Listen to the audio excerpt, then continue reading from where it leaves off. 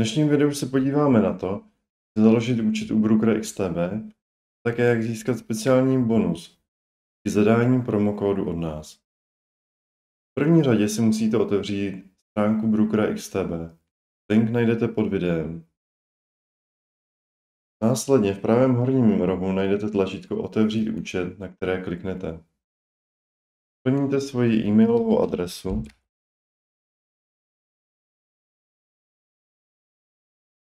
Souhlasíte podmínky ochrany osobních údajů. Kliknete na tlačítko Dále.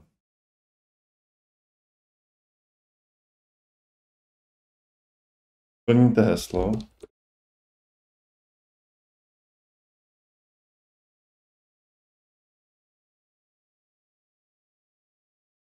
Své osobní údaje.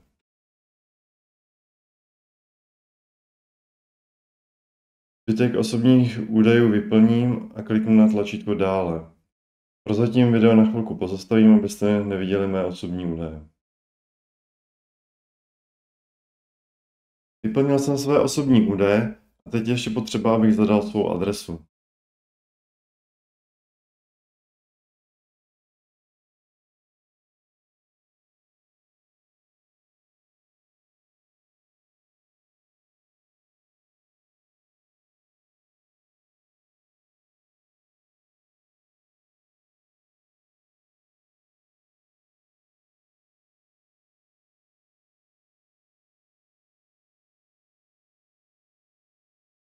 V tomto kroku je potřeba si vybrat měnu účtu, preferovaný jazyk a také zadat referral kód, neboli tzv. promokód, který vám umožní získat určitý bonus. Pokud do políčka referral kód zadáte náš promokód PROMO 2025, získáte přístup k exkluzivním vzdělávacím materiálům, které jsme vytvořili my. Tento promokód bude platný i v roce 2026. Detaily o této promo akci najdete na stránce forbino.com v záložce XTB promokód. Odkaz také přidám pod video. Důležité také je si vybrat správnou měnu vašeho obchodního účtu. Česká koruna je poměrně prakticky nepraktická, protože většina obchodů se obchoduje v americkém dolaru nebo v eurech. Já si založím svůj obchodní účet v eurech. Nicméně XTB přišlo s novinkou, že můžete mít váš účet vedený ve více měnách. Tímž toto dilema poměrně mizí, ale o tom si povíme až případně v dalším videu nebo přímo v recenzi Brookera XTB.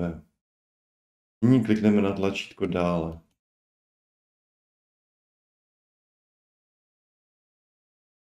Teď přichází fáze, kdy vyplníte nějaké osobní údaje.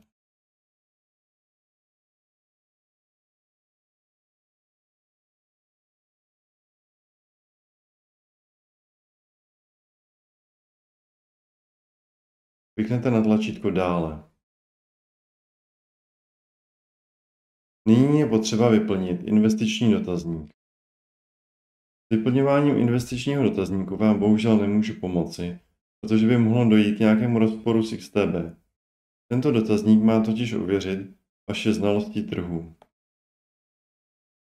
Nyní je potřeba ověřit vaše znalosti produktu CFD. Pokud na některou z uvedených otázek neznáte odpověď, pravděpodobně ji najdete u nás na webu. Stačí použít vyhledávání. Nyní tedy vyplním zbytek obchodního dotazníku a přejdu na další stranu. V tomto kroku se XTB poměrně nevybíravě ptá na dost osobní otázky, jako je hodnota vašich finančních nástrojů, zdroj vašich příjmů, v jakém odvětví pracujete a dále ověřuje míru rizika, které jste schopni a ochotni akceptovat. Ačkoliv v této části dotazníku vyplňujete poměrně důvěrné informace, jedná se o standardní proceduru, kterou má každý regulovaný broker. Není se tedy čeho bát. Přešel jsem na další krok a zjistil jsem, že mé znalosti o rozdílových smlouvách jsou nedostatečné. Znamená to, že jsem se tam pravděpodobně někde uklikl v dotazníku, jak jsem v rychlosti vyplňoval. Ale to samé se může stát i vám, nebo ty znalosti skutečně mít nemusíte. A zde stojíte před rozhodnutím, zda si účet chcete otevřít, anebo ne. Pokud si účet chcete otevřít, kliknete na tlačítko "Přesto si přeji investovat a otevřít účet". Budete si moct účet založit. Pokud ne, tak si účet založit nemůžete. Znalosti se dají vždycky doplnit, anebo nemusíte chtít tyto produkty vůbec obchodovat. XTB navíc nabízí skvělou akademii, kde můžete tyto znalosti doplnit. Já jsem zvolil možnost "Přesto si přeji investovat a otevřít účet" a klikám na tlačítko "Souhlasím".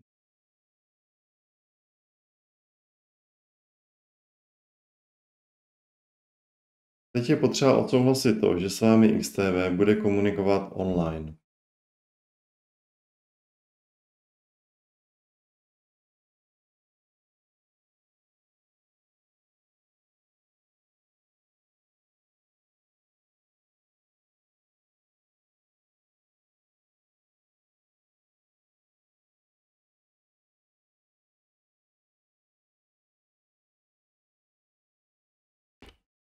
Nyní jsem úspěšně prošel procesem registrace a přihlásím se do platformy, kde ještě ověřím svou identitu.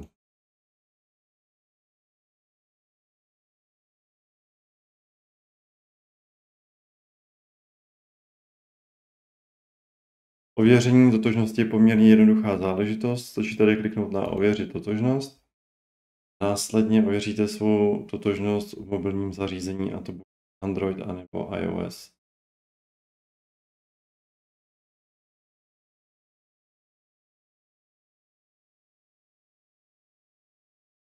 Nyní naskenuji tento QR kód, což mě přesune do mobilní aplikace XTB. Takže jsem naskenoval QR kód z obrazovky. Nyní je potřeba nahrát občanský průkaz.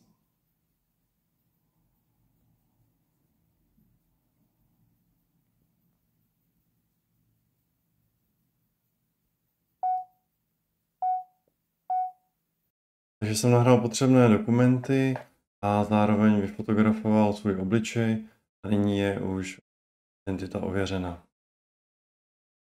Nyní jsme odeslali dokumenty potřebné k ověření účtu, teď musíme počkat na schválení. Následně pak budeme moci odeslat peníze z svého bankovního účtu do účtu XTB. Důležité je provádět platby pouze z účtu, který je veden na vaše jméno, respektive na jméno, které jste zadali během registrace u XTB. A to je z důvodu zamezení praní špinavých peněz. Teď se mi tady dole objevila ikonka "Vložit peníze", díky které můžu vložit prostředky do XTB. Tím je proces založení obchodního účtu XTB u konce. Nyní se ještě podíváme na to, co vám přinesl promokód, který jste zadali během registrace. Já aspoň doufám, že jste ho zadali. Jak jsem říkal, pokud zadáte referál kód PROMO 2025 během registrace, získáte speciální bonusy přímo z stránky forbino.com. Tím bonusem jsou exkluzivní vzdělávací materiály, výběr 6 ETF a analýza investičních příležitostí. Na základě obou dvou článků "Obchody s vlastními penězi" budu vám průběžně podávat reporty k dařímému portfoliu. Momentálně také vyvíjíme vzdělávací akademii Forbino, která bude přístupná pouze pro lidi, kteří splnili určité podmínky, jako je právě využití promokódu XTB. Jedná se o velmi propracovaný projekt, na kterém se podílí řada zkušených obchodníků, ale potrvá dlouho, než ho dokončíme. Proto bych se primárně zaměřil na ty 2 články, o kterých jsem již mluvil. K těm článkům musím podotknout, že se nejedná o investiční doporučení, ale jenom jsem chtěl ukázat, jakým způsobem obchoduji a na co je dobré se zaměřit, jakým způsobem vybírám ETFka, nebo případně jakým způsobem vybírám komodity, které chci obchodovat v tu danou dobu. No a kromě toho navíc získáte ještě přímo od XTB vzdělávací videa. A to jak na trading a investice, první a druhý díl, třetí díl, top 10 otázek a odpovědí pro nové investory a tradery v XTB, První kroky investora, akcie a ETF. První kroky investora, investiční plány.